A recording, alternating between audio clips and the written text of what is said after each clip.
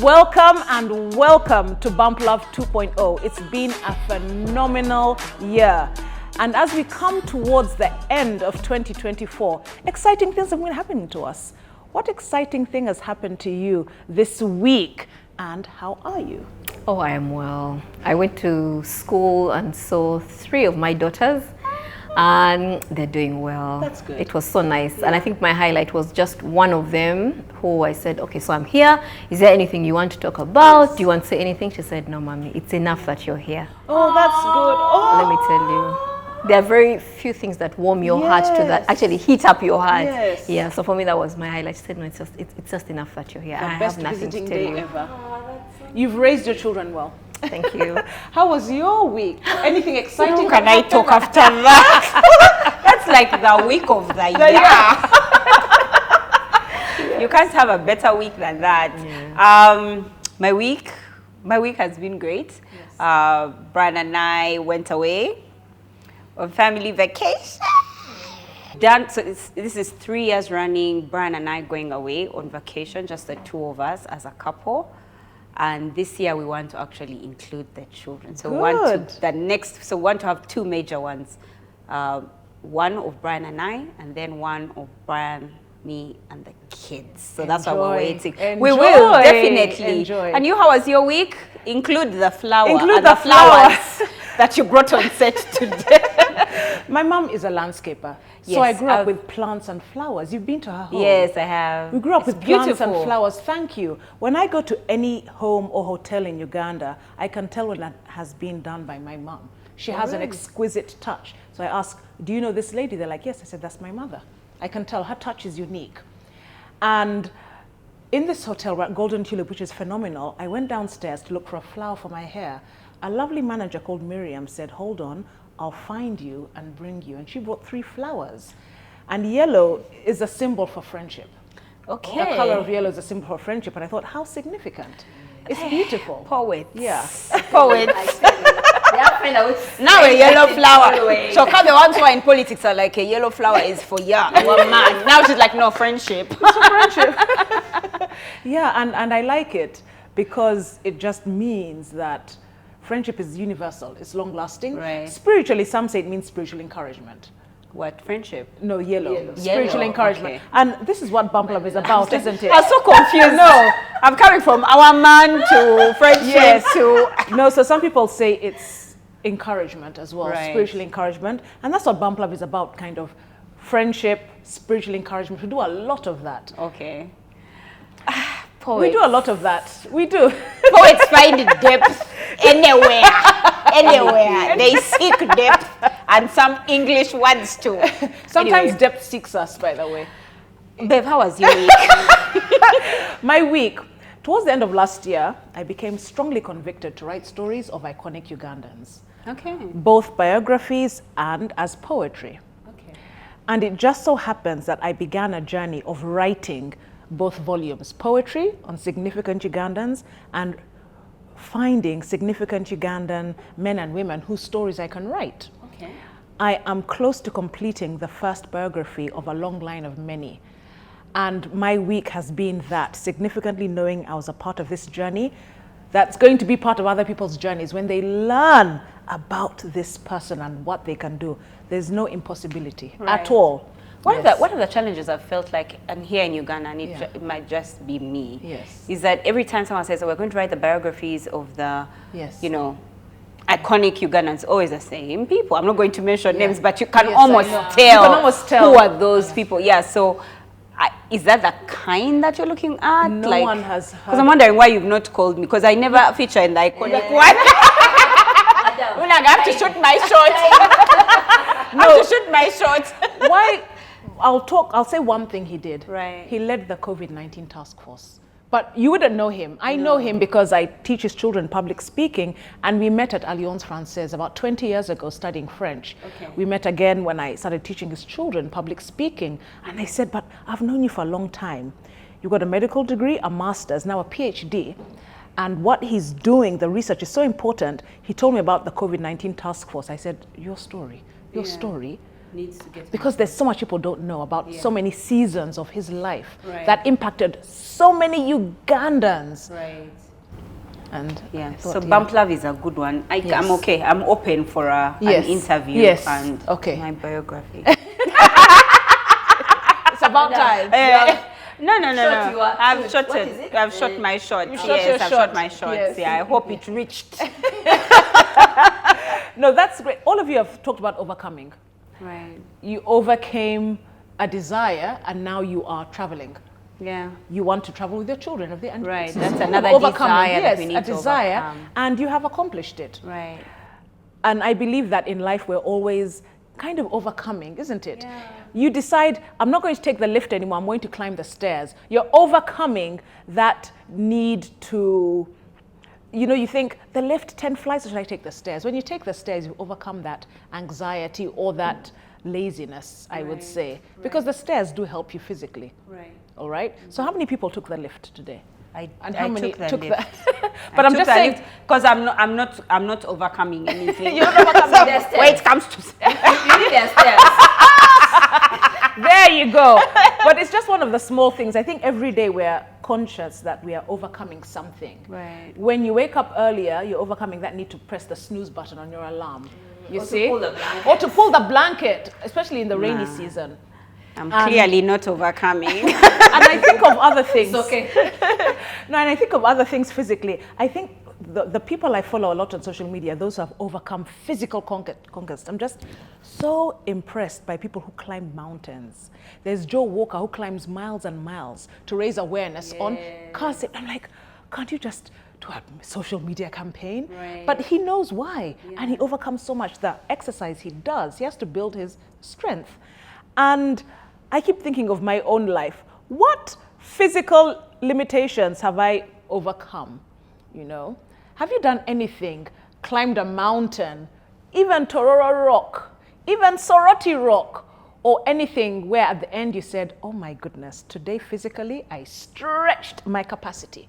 Well, if you're doing it the way you've said that you have, the way you're describing, overcoming a physical. Yes. I don't think I have. Yeah. Like, I think I've thought it in my mind and I've wanted to do it. I've wanted to climb mountains. I've wanted to do all these things, but I haven't. Yes. And I keep telling myself, by the way, I'm going to do it. You're going to do it. And I want to even say it now, but I'm just so sure I'll just be saying it because of that thing you feel inside you, pressure one, but then when you reach there, you don't. But I must say, though, that recently I did deep sea diving. Oh, wow. I always wanted to. I don't think it's such a big physical conquest, but for me, it was living life in another world. That's what it was for me. I remember when you're snorkeling, you're just at the top of the water and you're just looking below. And it's beautiful. It's like a whole other world, right? Until you go down and you experience that world. Guys would be going and then you'd see like a school of fish, and then they would all run into when they would see us, they would all run into inside a rock. Or you'd see one that's coming out, then it goes back in. It reminded me so much of, I don't know if you guys have watched Finding Nemo. It was that clear seeing all those birds, fish. Seeing all those fish, different kinds of fish. There was the big ones, there was the small ones. Then you'd see like the lone one. Then you'd see its mother come. I was so astounded at the entire world that lives below. You would see high trees and shrubs. You'd see grass. You'd see dry shrubs, like the desert. It was so, I will never, ever forget the experience of deep sea diving. It's something that I would do over and over and over again. And for me, that's one conquest. It's like I conquered another world. I think yes, But I have a question. At some point, did you think, because every time I see people do it, I'm like, what if their oxygen tanks run out? Like, Right. at any point, did you think that, if my oxygen runs out, I'm cooked? Did you ever think about it? Absolutely, but it wasn't. No, I didn't think about my oxygen tank. I could see the oxygen tank, and they show you the oxygen tank, and they tell you that this tank can serve 6 hours. So, and now you're going for a 1 hour dive. So you're kind of safe. But the problem that I felt was that in going into that world, you breathe with your mouth, not with your nose. Now, that was something that I needed to conquer because I'm used to breathing in from my nose. And for me, my greatest fear was that I'm going to get down there and think in my mind that I need to breathe in from my nose. And then out from the mouth. And then out from the mouth. So for me, that was my greatest fear the entire time. Because they tell you, if you breathe in through your nose, now you're cooked. Because you're many meters away from the surface. By the time you get back up, you'd have, so I just kept going in and they just kept telling us, remember now, you in this world, you breathe in from your mouth and you breathe out from your mouth. You guy. I was just like, it is difficult, but the good thing is the oxygen, when it would come in, you'd feel like you would when you're here. Yes, in normal life, but that's the, and then you can't touch everything. You see it so beautiful. You know when you see a beautiful plant and you want to touch it, and the guy is like, no, in this world we visit. We don't exist in it. Yes. Oh, so you can't touch. You don't even touch. Like a fish You touch. You everything. That'd be so tempting. And let me tell you, it's so tempting. It's so tempting. Why would you want to touch a fish? No. It's like cutting a dog. Because they have so many colors and yes, some of them they just want do. to poke Yes, even. let me tell you, babe, for you who loves plants and flowers, you want to touch. touch. You want to touch, you want to feel. You're like, hey, this fish. I saw zebra fish. That's what I call them. I've seen them in photos. Oh my God. I was like, oh my. I was pointing the whole time and the guy just kept doing this. Like, we are visitors here. We are visitors here. We are visitors here. So yeah, that's been my most recent one. Yeah. That is a conquest. Yes, it is. Oh my goodness. Wow. I don't know. You didn't have to speak after her. No, let me go that side with the audience or the guys in the cameras, because what can you say after this? A zebra fish. Let me forge. I went skydiving because really that's the only thing that can compete. I went sky anyway. No, I think I just turned 30, and I'd had my first baby, so I'd moved from size 10 to size 14. So chubby, and being petite, it was so obvious. Yes. So I'd gone to the gym for about a year or so, lost some weight, but then someone came and said, by the way, swim. It will tone the whole body at the same time from head to toe. Did I know how to swim? I was one of those people who would enter the pool for pictures, anti-shallow end. When you take pictures. So I said, I'm going to try. And then he said, we're giving you 1 month. 1 month for a child is so easy, because they get into the water. But I remember I was 30. My fears were so many, and I think that's what adults go through. Once you think, if I drown, I have a baby, I'll get there, then I can't breathe. Because of so many fears, it takes longer for adults to learn. Right. But I remember saying I have 1 month, and I think it took me like 3 weeks. I didn't even get to the 1 month, and I could swim. Wow. For me, it's a big tick for me. Yeah. This is really odd. Mine is also about water. Oh, you wow. talk about deep sea diving. Yes. And this, I have to put this aside. My iPhone, what's the highest? 15. I think that's the one I have. I'm sure. Because this one, when I conquered, everything changed. I learned how to swim at the age of 7. But when I was at Makerere University, one of my classmates was on the national team. And she said, Beverley, I want you to come with me and watch how I coach with my trainer. 7 in the morning. I wasn't a morning person then. So I would leave my host, and I studied in the evening. Right. I would leave my hall, Mary Stewart, go to the Makerere University pool and watch her in awe. She would go lap after lap after lap in the cold. I said, you are insane. Good for you on the national team. Now leave me to go back.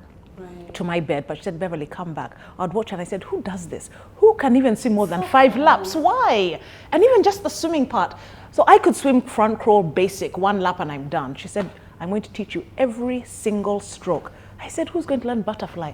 For what? Especially butterfly. Especially butterfly. Until she said, we're going to start with breaststroke. And I thought, why do I need to? But when I started learning from her, not only did I learn the breaststroke, backstroke, butterfly, and an improved front crawl. She taught me everything because she was on the national team. And one thing about learning from someone, learn from the best. And learn from those who see your potential. Because she could see I liked the water. She was like, if you like the water, be the best version of yourself in it. Not only did I learn all, she said the minimum number of laps is 100. I said, I can only do 5. I was going to go with 10. She said, I can only do 5. Then she said, Beverley, 30 is just for warm-up. Let me tell you, all the credit goes to Pamela Namutebi. So my greatest conquest was her parents owned a beach on Sese Island. As a we went as a home cell in my second year at Makerere University, or third year. We went to one of the islands and I swam across Lutoboka Channel. Now Lutoboka Channel is amongst the, it's a piece of water from between two of the islands. There are 84 group of islands on Sese. So we swam. Now when you're at the edge of the shore and you see an island there, it looks like it looks so near. Whoa, get into the A water. risky person who was on the island said, let's swim across. We said, why not? It's just there, let's go. The more we swam, the further it became until we're in the middle of nowhere. And the thing is, that's the annoying thing. When you're in the middle, you can't see do either anything. island. And if you stop swimming, you'll drown. Right. Now, the water was choppy. So we might have swum at least 15 kilometers easily. But we didn't realize it then. We were in our 20s, risky. I would never recommend it if there's no security around you. Do not accomplish this. If there are no lifeguards or a boat, do not do it. We were in our 20s, foolish daredevils. We swam across, it must have been 15 kilometers. I have to go back and say, if I had not been trained to swim like that at Makerere University, I would have never even thought it was possible. But it was, I said, swimming there, let's do it, because swimming had become so easy. It has to go back to the person who coached you. All the credit to Pam. That was my greatest. When we reached the other end of the island, we couldn't carry ourselves anymore because our weight had been carried by buoyancy. We just fell. Yeah. We just fell. And then the owners came for us and they thrashed us. They gave us the lecture of our lives. How could you be so careless? What did we tell your parents? You could have died. We thought we were going to find floating bodies on the lake. Rightfully so. And they rowed us back. But that's the conquest. Now I call myself a long distance swimmer because of that. And when you go back, it's because of yes. But it's because of Pamela. No, My name is I'm a long distance swimmer. Man, How far have you? 15 kilometers when I was 20. How old are you now? 40. That age is that you feel immortal. oh yes. Yes. But also you don't forget how to swim. So when I swim now, I easily swim 2 hours non-stop. I just go out, use the bathroom, and come back easily. And You're people, not those people who use the bathroom in the pool.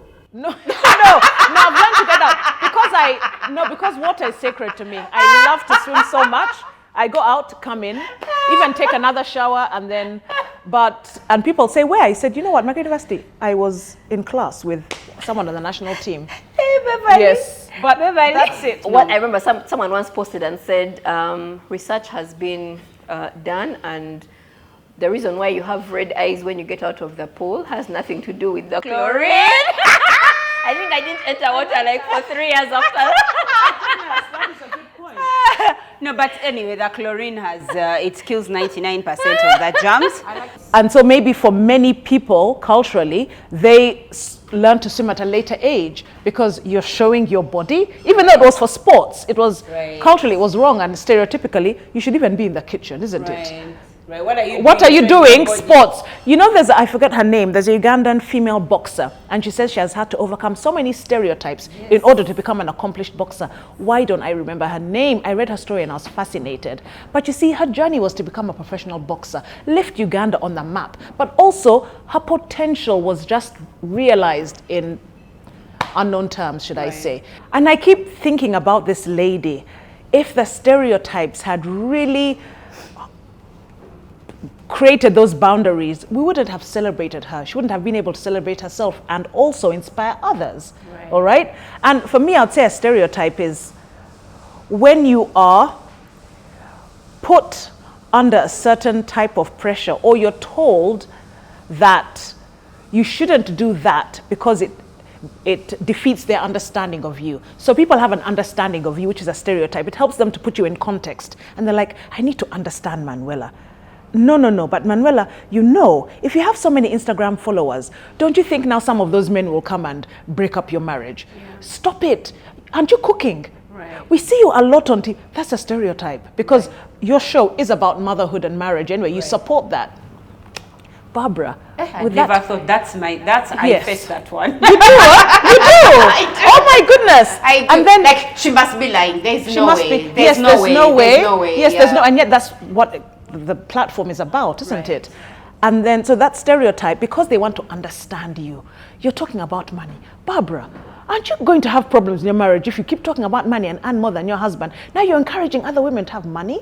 So it's a stereotype that women with a lot of money cannot be secure in their marriages. Right. And so why people do that is because they don't understand how a woman can have money. So a stereotype is just society's way of trying to put people in context so they can understand you for their own comfort, for their own benefit.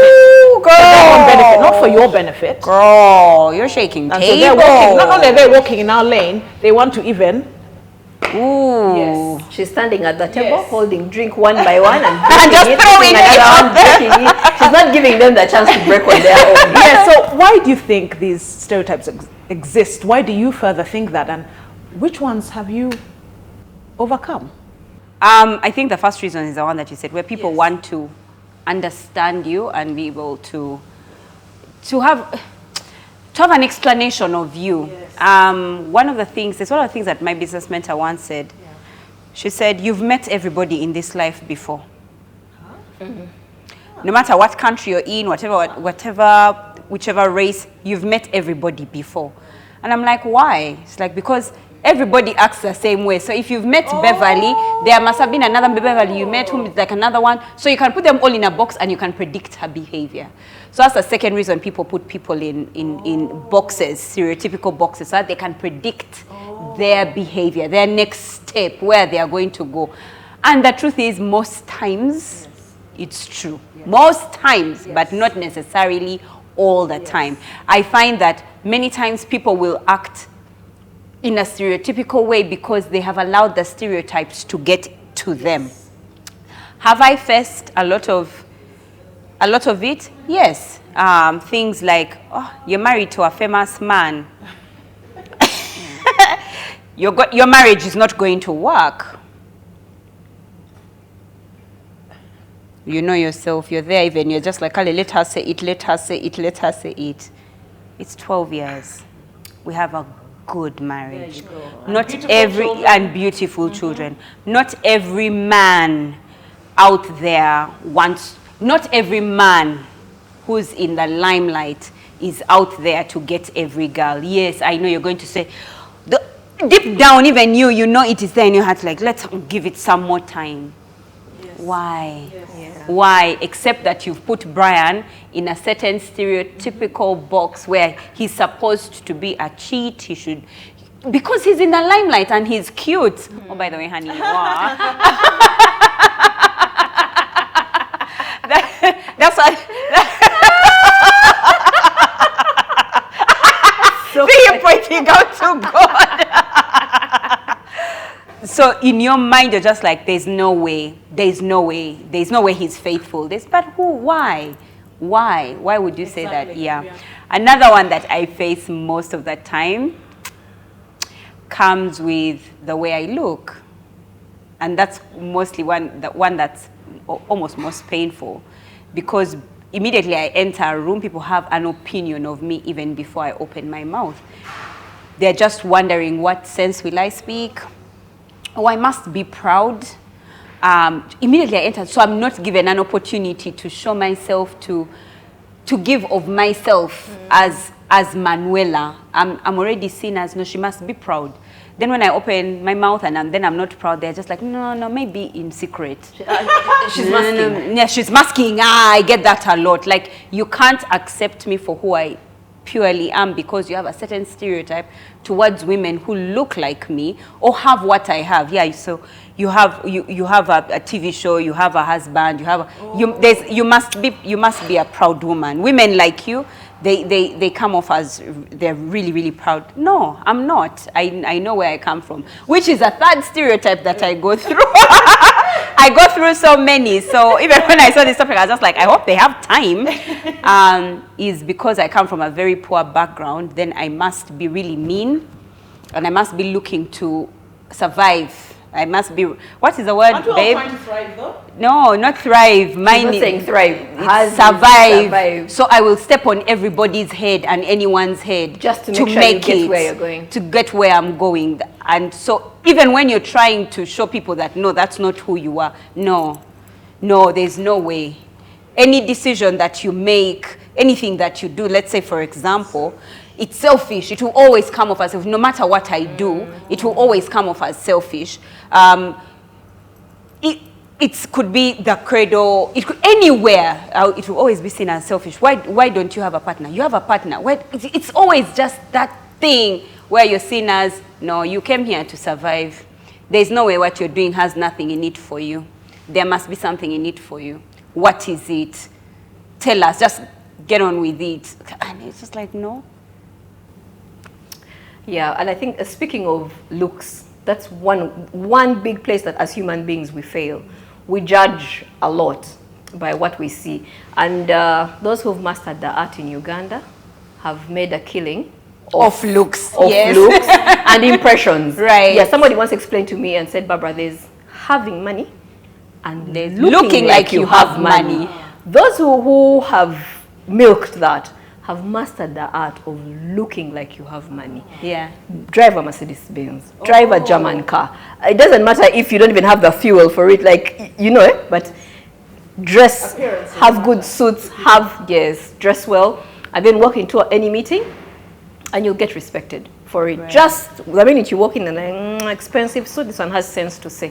So it's learning the art of looking like money. It works a lot in Kampala.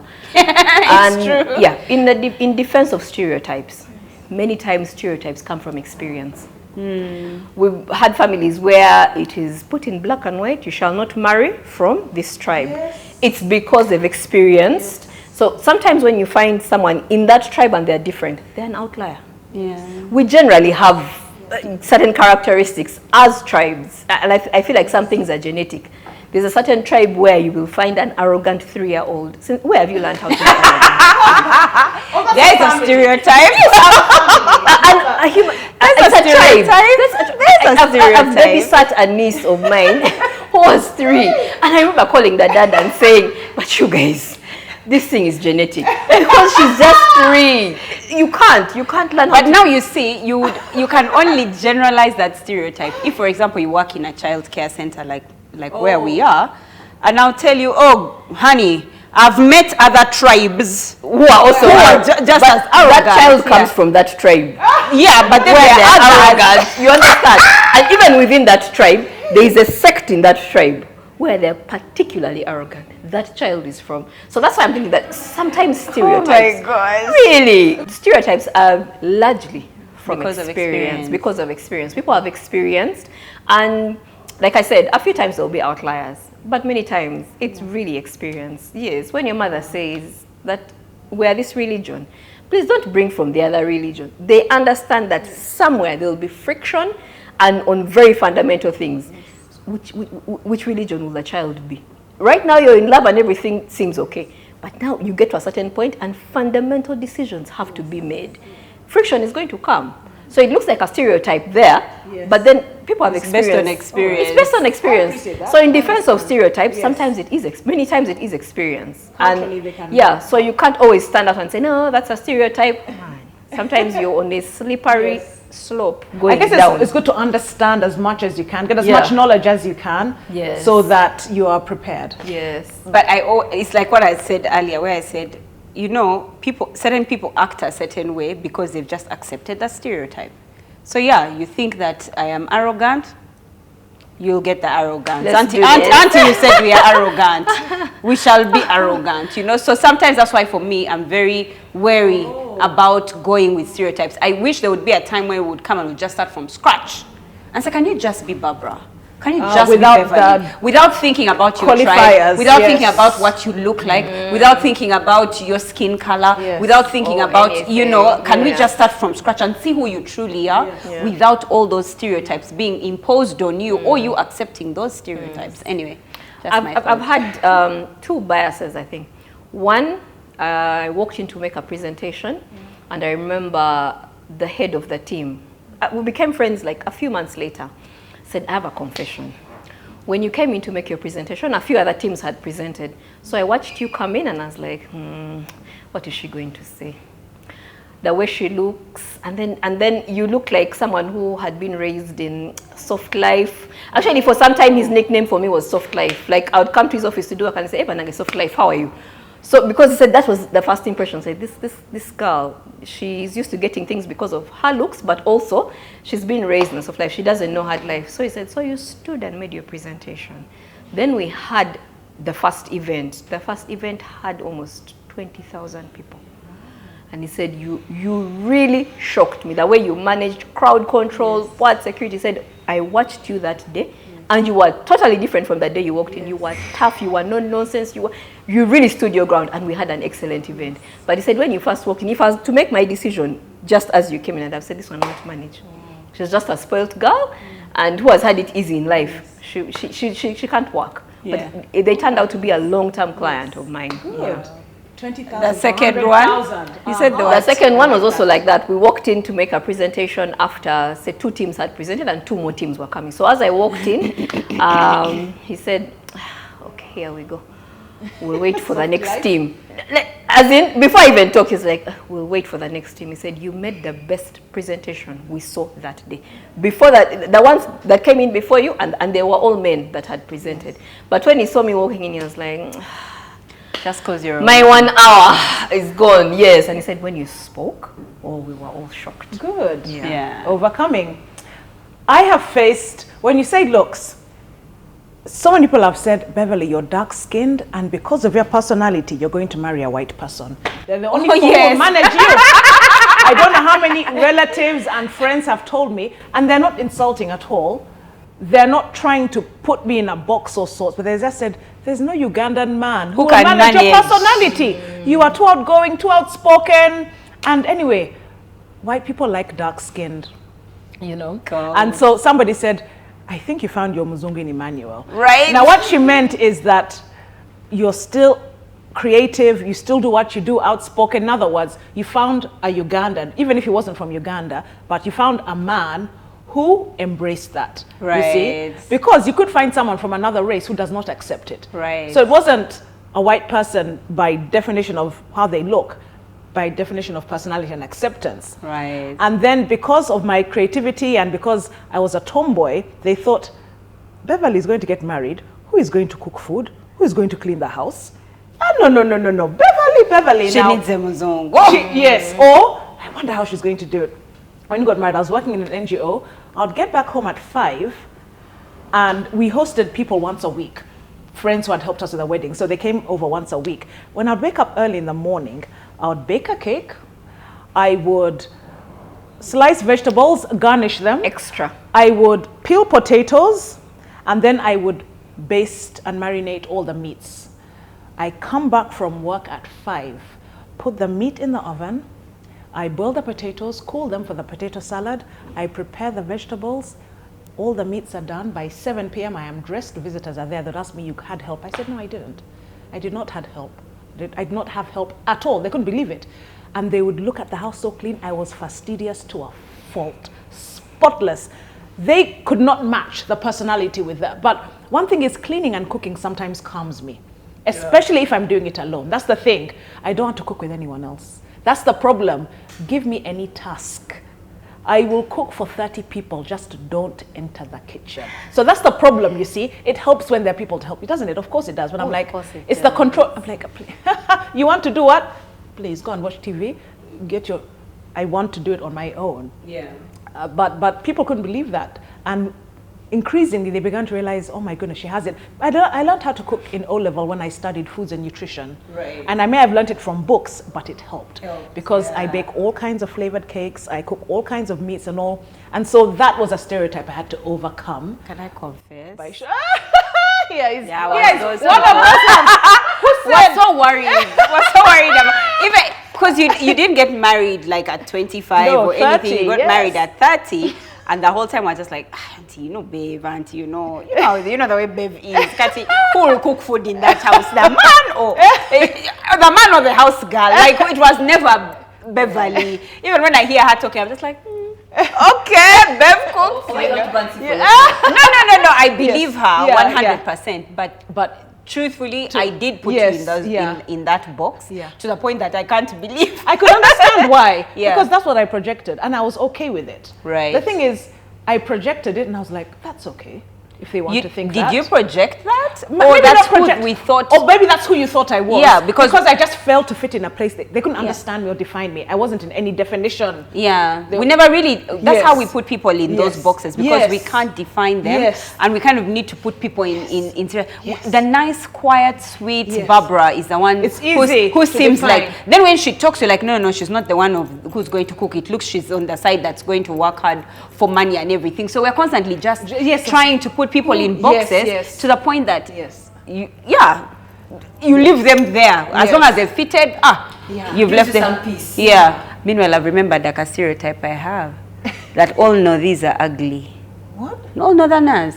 So every time they say, Northerners, because I'm a Northy. Yes. So every time they meet me and they say, so what tribe are you? I'm a Luo. Really? Can't you just believe that I'm an Luo? No. You must be mixed. And then they always find that I am mixed. And it's always a good consolation. But in my mind, I'm just like, I wish you could see my sisters. My sisters are beautiful. Like, So what's the stereotype that that all Northerners are ugly. Oh my goodness, they're the most Astonishing. beautifully. Yes. Yeah, you should so not. gorgeous. Yeah. Yes, they are gorgeous. They absolutely are. They are. Oh my goodness. Yeah. Stereotypes create a bias. But if you understand where they come from, then you understand why people have them.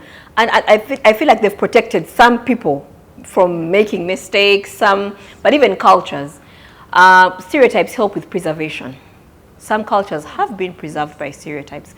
There are cultures where the women are meant to be hardworking. They are the ones that work. They till the gardens, they harvest, and then when it's time to sell, they give their husbands to go to the market. The men sell. What they do with the money is for the good of the family. Of course, we know that many times Also, the stereotype is that women from that tribe are hardworking, and they are the ones that work to sustain the family. Okay. The men spend the day, chatting with their friends in the town or in playing Ludo or things like that until it's time to. Yes, until it's time. So the stereotype is the men from that tribe. They are just fake. Leave me. But that's how it's always been. Right. The women till the gardens. The women even give birth Are they the ones who build in the houses gardens. in that tribe you're talking about? I don't know about building the houses. They probably are, but this is in terms of earning for the family, sustaining the family. It's the women who have. So I feel like it's sustained the culture. It's held together those societies, those tribes, because there's continuity of money. Money is always flowing. And you might find that tribe, the women are built differently. Yeah. They are stronger. So it came from somewhere. That it works for them. Yes.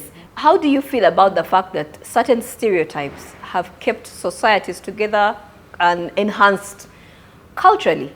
Yeah. All right. Well, I'll say from a personal point that it helps me not to take things personally.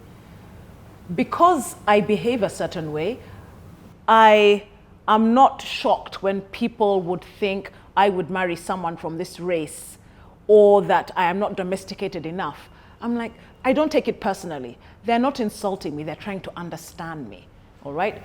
All the best to trying to understand me. But there you go. Have you understood me now? We've been married 17 years. But you see, so I don't take it personally anymore. We can still have a conversation. And I think because stereotypes existed before I was born and existed at the foundation of many communities, that it's all right, as long as we don't let ourselves be sucked into them if they're not part of who we are. If they're not an organic experience for us, then let's be able to step out respectfully. Let's step out. Don't be afraid to step out and be who you are, but understand that is what they have known for a long time, and that's all right. But that is who I am. So a mutual conversation, as mutual can be. Right. Yeah.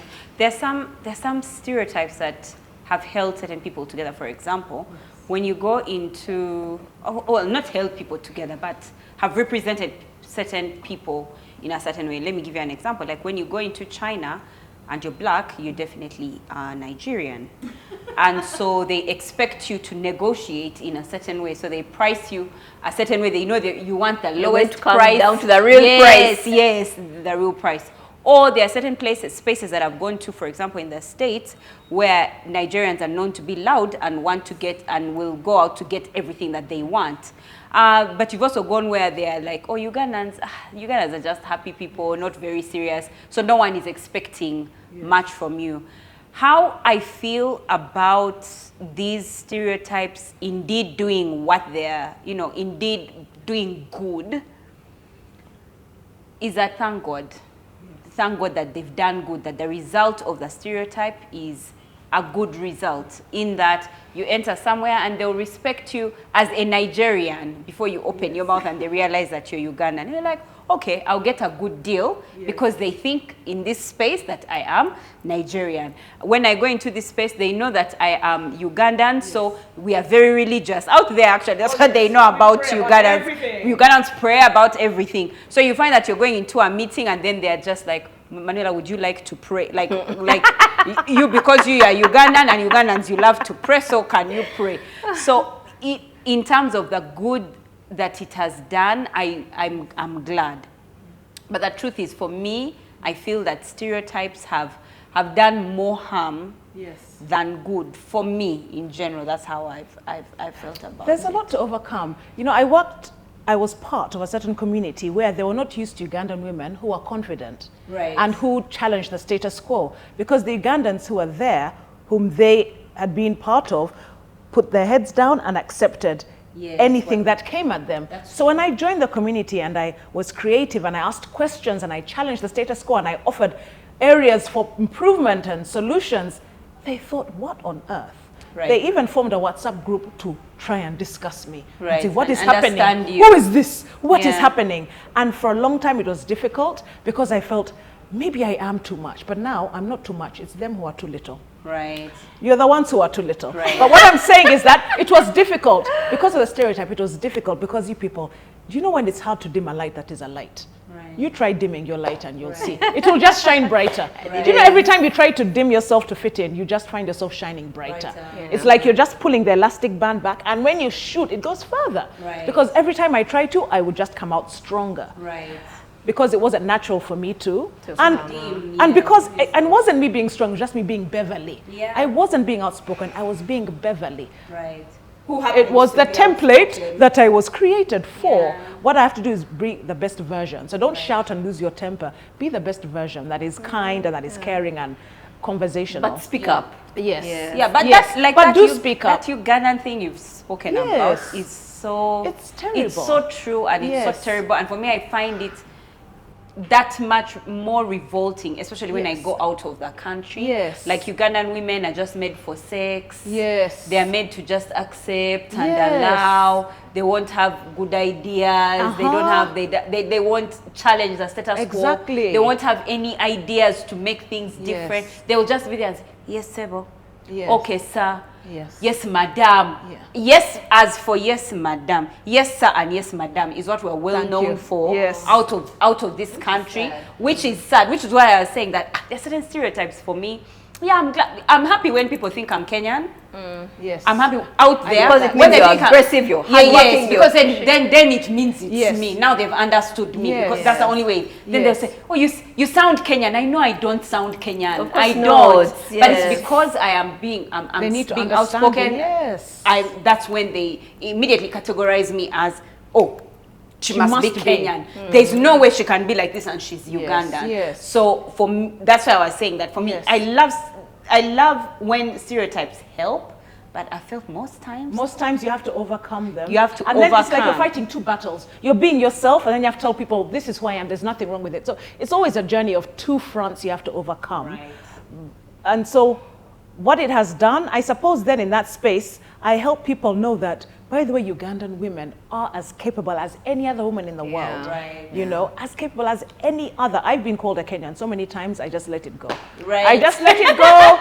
And also because the only other Beverleys I know are Kenyan, interestingly. Okay. I can meet 4 Beverleys in Kenya in one day. And in Uganda, I'll not meet any in 15 years. Right. That's so it's crazy, right? Yes. But there you go. There's a particular stereotype that I think used to preserve culture, societies, and tribes that many people don't like to discuss now because they've always looked at the bad side of it and the fact that it's people being tribalistic. But marrying your own. I mean, in the Bible, the Israelites were not allowed to marry from other cultures. And God's reason for it is they will teach you to worship their other gods. And they'll take you away from me. Back in the days, I think our grandparents, great-grandparents were not allowed to marry from other tribes and other cultures. And it helped preserve the communities. It preserved the people. Yes. Now we have children who can't speak their language. They go to the native language. They go to the village and they can't speak. Yes. And you have children who can't fit in even when they go. They've gone to a home where, back to their village and girls kneel. And they're greeting their grandparents while, what's this? But it's because the mother is from one tribe, the father is from, so what language do they speak? Yeah. The parents probably don't even have a language that they can both understand away from English. So there's a lot of dilution that has happened. And I think that preserved culture quite a bit. Yeah. I also think that culture evolves though, because tradition may be stagnant, but culture evolves. And therefore, one time I knelt before people from a certain tribe, and they don't kneel to my grandmother. They'll laugh at you. Here we hug. I was like, hugging? What? Oh, they do. There's a handshake they do, which is like this. This is the way. I said, no, I've always grown up kneeling. But in terms of culture evolving, I think we have to accept that it evolves. And one time I taught in a school where by 5, the boy learns Finnish, the father's from Finland. He learns German, the mother's from Germany. He's in Uganda, so he also knows English. And I think I have found many Ugandan families where they embrace that. Not all. In terms of the grandparents have also evolved. You people. I have been to village, when we went to Kisoro, I was like, modern day grandparenting. What? Right. They were out showing our children the full moon and went to Muhabura Mountain. What? Modern day grandparenting. Because the grandparents have also evolved with the culture that's evolving. They wouldn't expect my children to speak Kifumbira, but they went to the village and ate food from the fire, cooked by the firewood, but the grandparents were showing them the full moon, showing them this, the gardens, the goats, the what, in a way that the grandchildren would appreciate. Right. And about language, you people, do you know you can learn language in a month? I don't think being in Kampala should stop someone from learning a language. You people, bring someone from your village in 1 month. All the children will learn it. You'll be surprised. Even a housekeeper. I've had people who say, I'm going to bring a housekeeper from my particular tribe that I grew up in, and they learn it. So there's always a way. Babe, the housekeeper learns English. Yes. And not the English you want. Yeah, but and then they don't teach the children. Because they get and they're like, I can also speak English. And because there's a microwave and things. But in terms of language, there are always ways. In Uganda, there's so many people who would say, auntie, uncle, bring me someone who can be with us for 2 months, Christmas holiday. Just to teach the children. And the children learn. So I think if that is a problem in any home, bring that person, you'll be amazed. I think if the parents are busy, if they don't, I think it's just that we have to embrace cultures evolved, but make ways of learning. You want to learn the language, learn it and even write poetry in it. Yes! For purposes of not being overly biased, I'm really, really biased about stereotypes. I feel like we've really spoken and you've tried to convince me about the great things about stereotypes. I am still not convinced. But yet I want to convince you with the pitfalls. What are the pitfalls of stereotyping? One of them is we'll miss out. Yes. We'll miss out on relationships. Right. 2020, Manuela was supposed to have a book launch So a good friend of hers called me and said, look, you've done book launches, you've done great events. So there's a friend of mine who was supposed to have a book launch, and it's a big thing. She even wants to invite Michelle Obama, so I listened to her story. I'm like, yeah, okay. So what's your friend's name? She said, Manuela Mlondo. I said, no, I'm not going to work with her. She's like, why? I'm like, you know, celebrities, eh? They're headache, they're entitled. She's going to stress me. She wants everything. She's not ready to work. She's not ready to pull her weight. And then she'll stress me with so many things. I need this, I need that, and entitlement. So I told her, no, I'm sorry, Jerry, but I'm not going to work with Manuela. She's like, no, she's different. I'm like, no, I know celebrities. We see them. They want to enter a room and there are pink flowers to step on. Yes, actually, I hear Jello, when she's going to a hotel to spend the night, they have to put white roses everywhere. She steps on white roses. Her bed has white roses. So I was thinking that about, because it's a stereotype we have of celebrities. Right. They're entitled, they stress, they don't do their work, and they're just used to having everything easy. So I said, Jerry, I'm not going to work with her. She said, give her one meeting. If it fails, I'll release you, but give her that chance. I said, okay. We went to the Serena. We're supposed to meet you at the Serena because that's where the book launch was going to be, you guys. Manuela came 1.5 hours late. She ticked my first box. I said, Auntie Obalaba. Auntie Obalaba. But I was gracious enough because we kept calling her. She's like, you guys, I'm on my way, I'm on my way. So Manuela walks in. We're sitting in, I think, couches or something like that. Hi, you guys, how are you? This is Barbara. Oh, hi, how are you? Puts her feet in the chair, takes off her shoes. You know, like, she's so relaxed. I'm like, okay. She's like, you guys, I'm so sorry. Do you know how to go to the gym? I'm like, gym? It's 11 o'clock in the morning. I'm like, Auntie Obalaba, celebrities. But then we had a good conversation. Right. And she was so open, she was so sweet, she was so funny, and really down to earth. Is it 4 years down later. there? Yeah, 4 or 5 years later, and it's one of the greatest relationships that I have. Yeah. We've made money together. We've shared advice on family. Manuela has given me very, very, very good marital and relationship advice. She's shared books with me to read. She's met my children. They really like her. So I think that one of the things with stereotypes is we miss out on good relationships. Yeah. Like if I had told Jerry that I am not going to meet her, that's it. Imagine. No bump love, no APPG, wouldn't be where we are today. When you think about it, Yeah. so many things unfolded. so many things. Yes. Because you said yes. Sometimes you have to say, even though there's certain no's you may have, Yes. just say yes. Sometimes it's your body that has to say yes before your mind and heart. Do you understand? Sometimes just be there for the meeting if you don't feel like it, and the rest will unfold. Yeah, and I'm glad she insisted. She said, give her one meeting, because Mana by that day had given you one meeting. One like this. She said, give her one chance.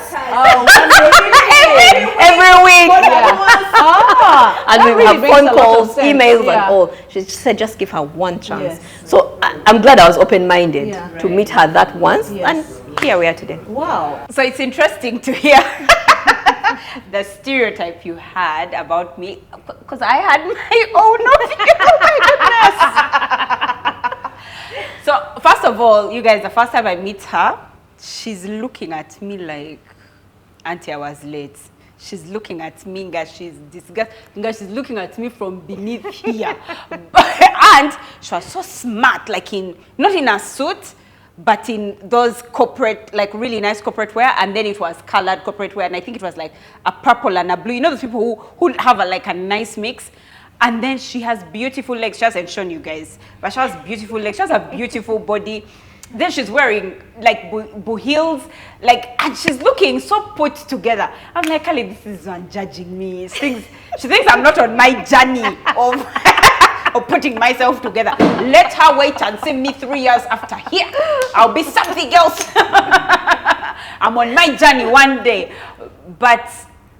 And yet I knew, like when I met you, I was like, she must be those chicks who like looks down upon people because she's so brilliant, she's so bright, and she has her things, her ducks in a row.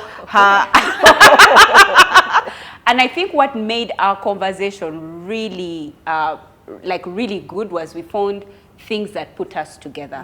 And we found that aside from me being messy and whatever, and you being put together, motherhood and children put us together. And what I think helped us come together was that I was bringing something to the table that you didn't know that I needed your help to put out. So that's what I think made our relationship at that point really, really work. But I could see it like, I could see her sieving in between her teeth as she speaks with me. And the whole time I was just like, you know what? Jerry was always my, Jerry, loving you, darling. She was always the person I went to when I needed events done. When she switched me to Barbara because she couldn't do my event, I've never gone back to Jerry. Like, that's how, like, that's, like, and she warned me. She told me, you know, Manuela, you're going to go and work with Barbara and you'll never come back to me. I'm telling you, you'll never come back. I'm like, no, Jerry, I don't think. So Jerry is the one who actually put us together. Yeah. I'm like, no, I really don't think. You know me, I know you, we gel, we watch. It's like, no, you just go and see Barbara. So now I go and see Barbara who's looking at me from an angle like this. So I was just like, just because she's so put together, she must. Anyway, no, but I'm just one, because she said you put your feet up. So seeing all this put togetherness, then you put your feet on the chair. Yes. Like you couldn't But read the you walk room. into a meeting, I'm sitting cross-legged. She wouldn't read the room. And then she just kept through No, her I shoes never off, read rooms. put her You feet in don't? the chair. No, okay, it's not that I don't read rooms, but as They don't like, bother you? No, I needed to break it. Oh, whatever it was that she was like, I need to break this Oh, because okay. I need to make her laugh. And it's because she just seemed like all this prim and proper. Like when she stirs the tea, the Queen of England is just like, that's my girl. That's the way. That's the way it's done. And and then forth. she uses that's mind the way your they P's do. and Q's. Yes, there's a song, back and forth. You don't stir like this. Oh no, you Back don't. and forth. Back and forth. Did It's you a know? song I heard. I knew, yes. You don't start like this. Back and forth. And I heard the it. spoon should not touch the Yes, cup. not at all. Your back and forth should And stop Astrid, even somewhere in the you middle. don't even hit the. I'm so stressed because I was today years old when I realized that you that start to and stir forth. Yes. a cup Back here and forth. of tea, I do back and forth because I've always tried And nobody to not, should hear that you're stirring I've always a cup. been trying to get. Well, thank you, Bianca.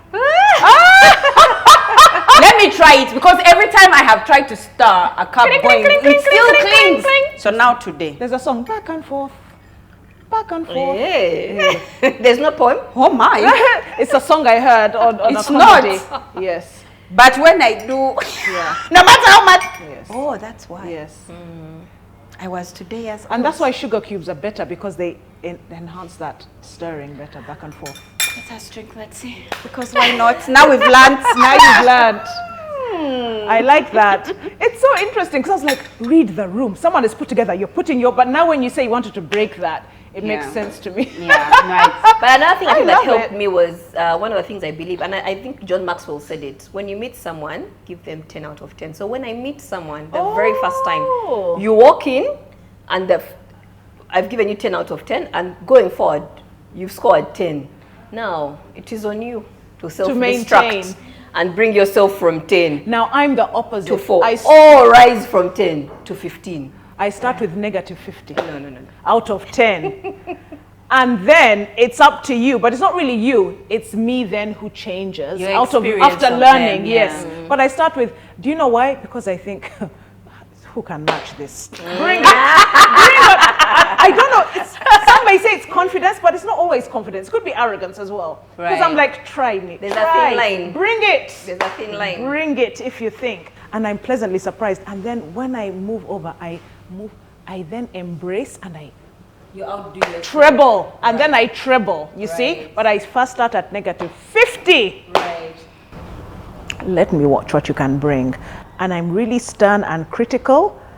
And then I allow myself. So I won't listen to other people. I have to allow myself so that when I do it, I know that it was me. That's why I don't really care what people say about other people so much. Let me learn for myself. Yeah. Right. And it's when people denigrate others, I'm like, no, I want to know the truth. There's always another side to the story. So you may say horrible things about people. I'm like, I want to learn for myself. And then when I fully, I'm like, oh my goodness, I'm sold. I'm sold, but I allow myself to.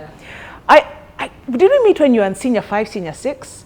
I can't remember. Younger though, even. Younger? S2 even. Maybe we were in a dance group. You said I taught you in Sunday school. I may not remember that, but we were in a dance group in church. I mean, I did sleep St. at Francis.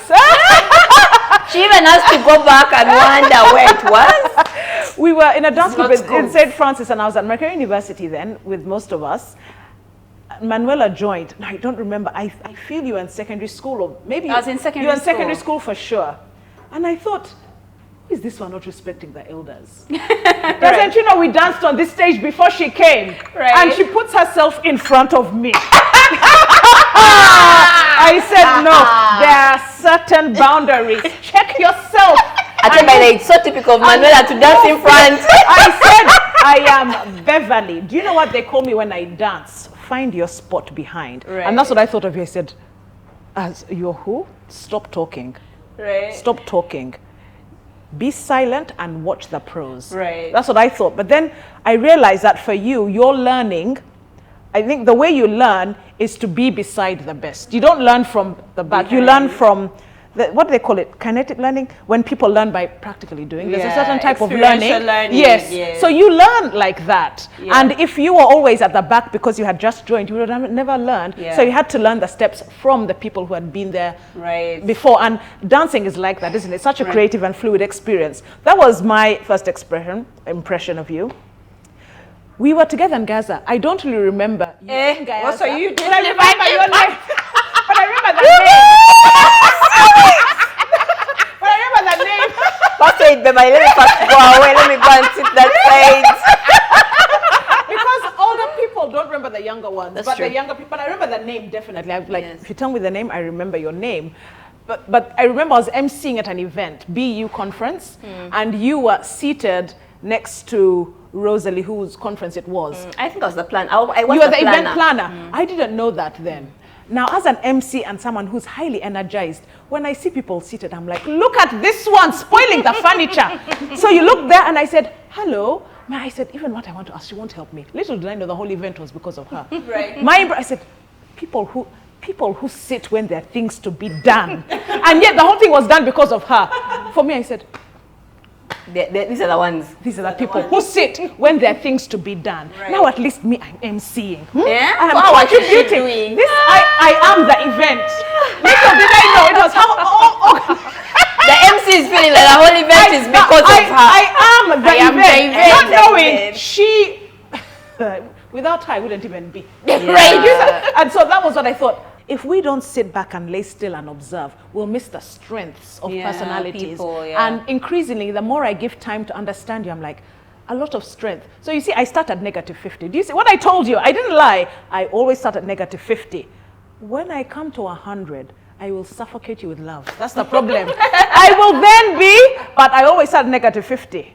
Yeah. So it's either confidence or arrogance, one of the two. I hope it's more confidence than arrogance, but that's where I start, and then I then build. you And go. I'm beginning to relax on my stance because people said, Beverly, the way we even type on WhatsApp groups, we know that you're minding our spelling, but I'm not. People think that so much. I don't know how many times I say, Beverly, do you know when I'm typing on the WhatsApp group or sending you a text, I think Beverly is now going to look at the. I'm not. Yeah.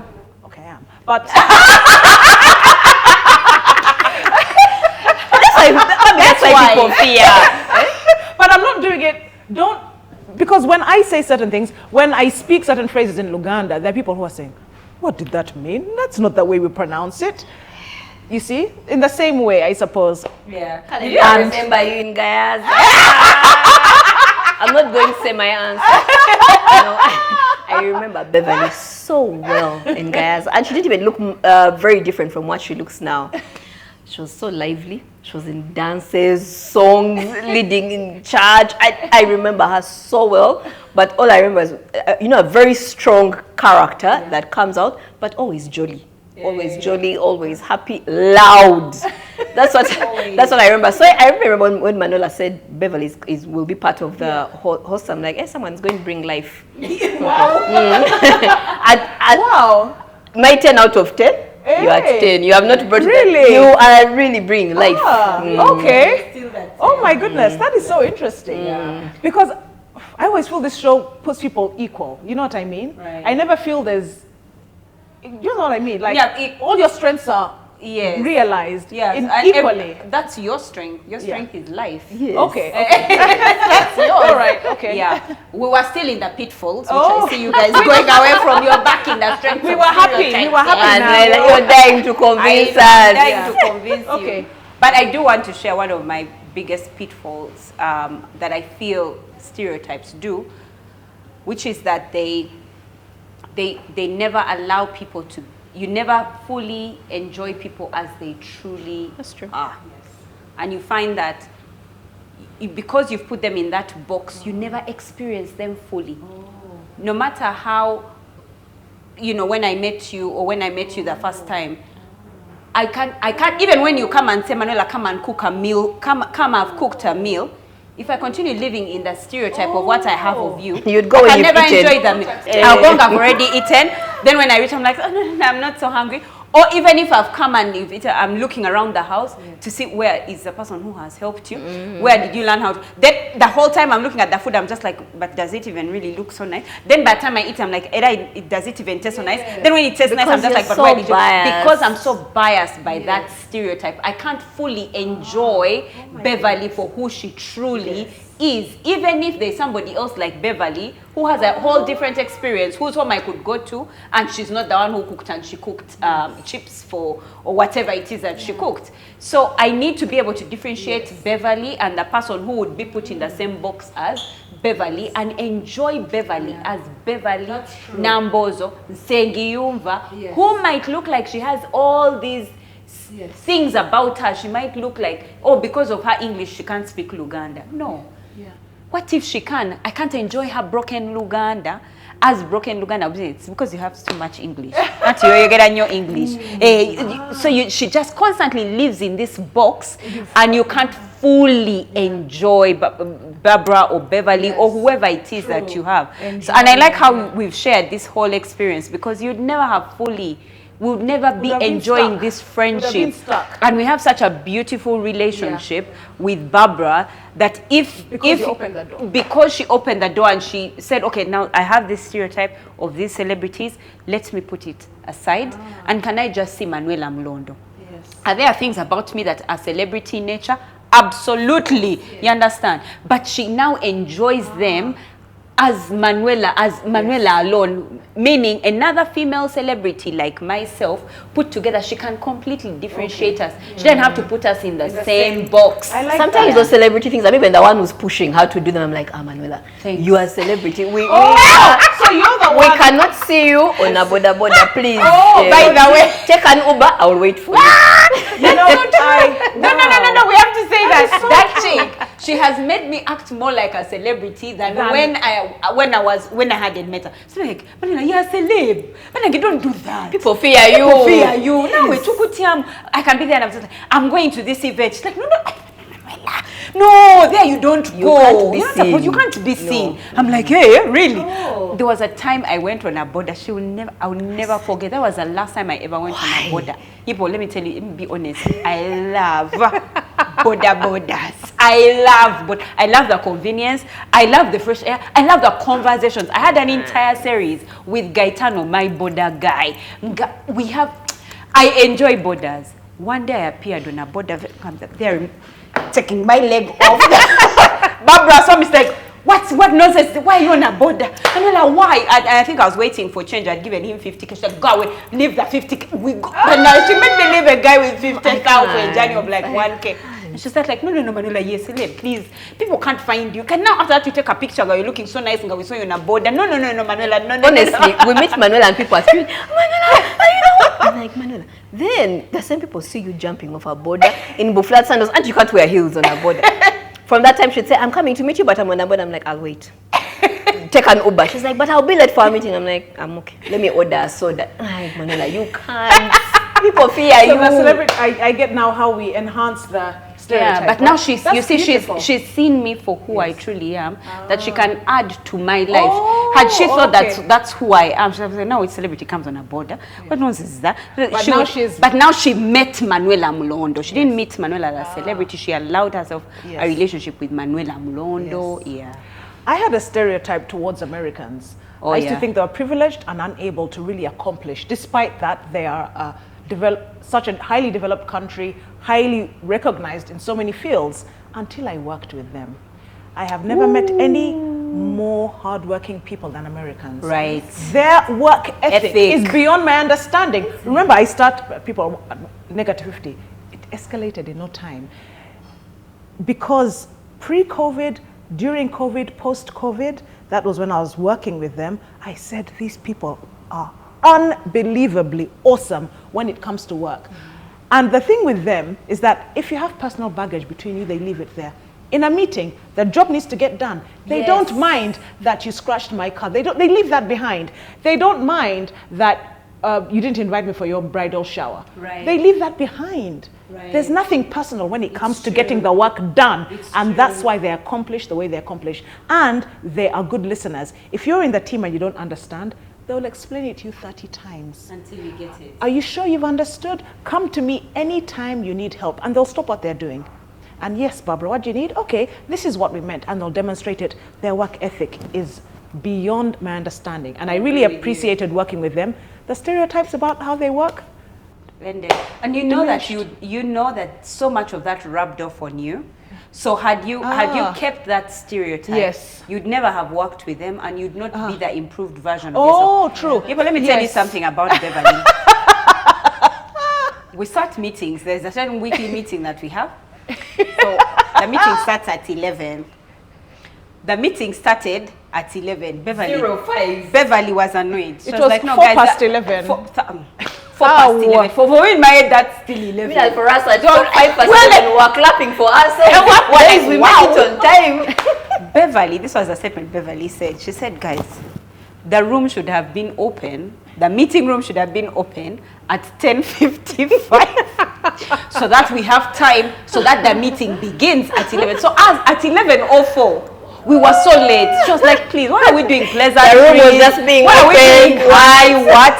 Those should have been done at 10:55 so that the meeting starts at exactly 11. So we're there like, okay, babe, we shall understand. We shall. She's like, no.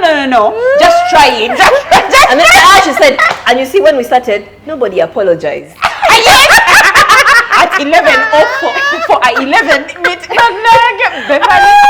and put it in like yo. That meeting That meeting started on time. And if they don't, there's some repercussions. Yes. So, but you see, that did something to all of us as a team and improved improved our work ethic. Okay. But had you closed yourself and not worked with the Americans, then that side of you would never have come out. You would, I love that analogy. And those are the pitfalls of stereotypes. Talk to her. No, not me. You tell her. You tell Barbara. Barbara, she's the one who make everyone happy. It's okay. I've really enjoyed this because I did not know the depth of how stereotypes affect us and influence us. Right. And they do have a lot of areas where they make us angry because we feel we are being boxed in. At the same time, it helps us to understand how societies think and to appreciate where they're coming from. Right. Because it's impossible to break a generational stereotype. Right. You won't break it by saying, nasoma. Right. I read my books. Stereotypes are defined. No, you have to understand the culture. Right. And so thank you for sharing so much. Woo! All right then. In another meeting, we'll talk about meeting etiquette. We'll talk about meeting etiquette. Leave us alone. Oh my goodness. No, thank you. As always, we always look forward to your comments on Fridays because you help us harness who we are. You help us to build and to understand who you are as well. And that's what this is about. We're not talking to ourselves. We're talking to you. So talk back at us. Comment. Share. Tell people that, did you know you are a cultural stereotypical individual? Listen to Bump Love. Watch it. Be part of the community. Thank you so much, Bump Lovers. And of course, thanks to the various GLAM squads. Barbara is dressed by David Kabenge, who tailor makes clothes just for you. Just look at this. Look at the Jewellery by Essence Store, hair by Zuri Luxury, and makeup by Sununu Effect. You know where to go. With Manuela, Cadia Fashion. Look at the, I was going to say zebra, it's not really zebra. No, it's black. flowers. They're flowers, aren't they? Yeah. Yes. A lovely floral theme in black and white. You don't get that often, only at Cadia Fashion at Garden City. And then we've got the makeup by Tina Brows. And hair, Baddie Salon in Kisementi. They make your hair even start speaking poetry. That's how good they are. My hair too. Do you know why this flower fit? It's not any hairstyle that can accept a flower. Only Baddie. and Kisementi. And my clothes by Arija Fashion. Thanks so much for being with us. We'll see you next Friday. Bye-bye. Bye.